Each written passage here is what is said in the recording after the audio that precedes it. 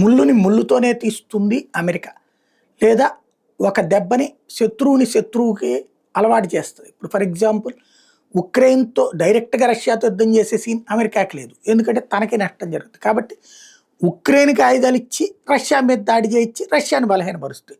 European union వాళ్ళ చేత పెట్టుబడి పెట్టించి ఉక్రెయిన్ చేత రష్యా మీదకి దాడి చేపిస్తుంటుంది.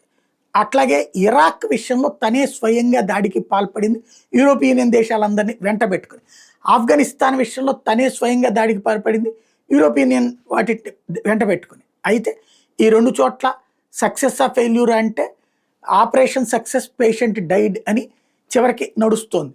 ఇప్పుడు త్వరలో ఇరాన్ మీదను కూడా అటాక్ ఏమైనా రంగం సిద్ధమవుతుందా, పాకిస్తాన్తో స్నేహం అందుకేనా, ఇది నెంబర్ 1. రెండవది వచ్చేటప్పటికి మరొక కాన్సెప్టు, దాని బేస్ ఇప్పుడు దఫ్రా, దుబాయ్లో దఫ్రా అనేటటువంటి ప్రాంతంలో దాని బేస్కి ఎలవ్ చేసిందట అమెరికాని దుబాయ్. ఇప్పుడు అక్కడ ఉన్నటువంటి ఉద్యోగుల కుటుంబాలని అవతలకి తరలిస్తూ ఉండటం అన్నటువంటిది కీలకమైనటువంటి అంశం.